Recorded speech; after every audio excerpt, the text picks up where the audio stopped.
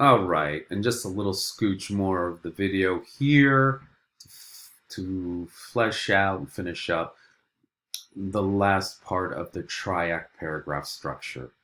Like I was saying before, the concluding sentence, it's almost like the conclusion paragraph of an essay, but here, once again, it's something that hits the big idea of the paragraph that you've already talked about in your topic sentence. And again, using it is totally up to you, but you should use it if you feel like your audience is really new to your material, or it's maybe going to be a little bit complicated for them and you're concerned they're not going to really grasp the most important ideas.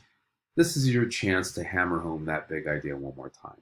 And again, like I said before, this one's optional. There are only 3 elements of the TRIAC structure that I definitely will be looking for in your body paragraphs, which I definitely want you to have in there.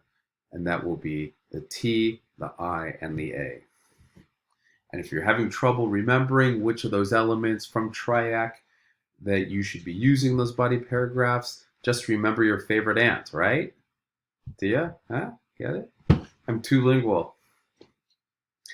All joking aside, the T, the I, and the A are the basis for all kinds of paragraphs in, informative writing and persuasive writing that you're going to be doing in college, and a lot of the stuff that you may be encountering in the workplace as well.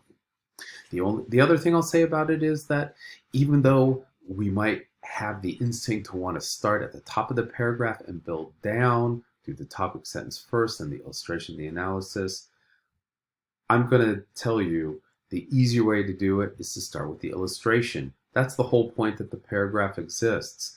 Hey, there's this one part in the documentary that I really liked because of this cool old movie footage they have, or there's this one part that I hated because one of the narrators was talking like a robot and he was really dull and had no excitement in his voice.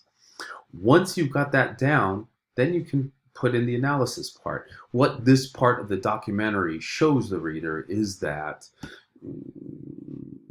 if you're talking about the film footage, is that Latino Americans were present in all kinds of industries throughout the 20th century, even though this part of the history doesn't get taught as thoroughly as it should be in American schools.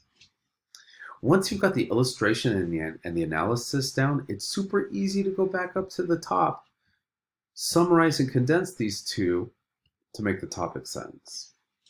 Trust me, it's a better way to do it. And I'd be happy to walk through it with you in detail to help you get a handle on this. Just like I say, you should save the intro and the conclusion to the very last parts of the writing process for your essay. I think you should save the topic sentence to be the very last part after you've written the illustration and the analysis. That's all I really wanted to say about the TRIAC structure. And again, look for it in the example essay that I've given you about El Norte, which is in this week's module as well. And of course, if you've got any questions, do not hesitate to text me or email me, and I'll be happy to talk about it with you more. All right? Hope you're having a good week. I'll talk to you soon.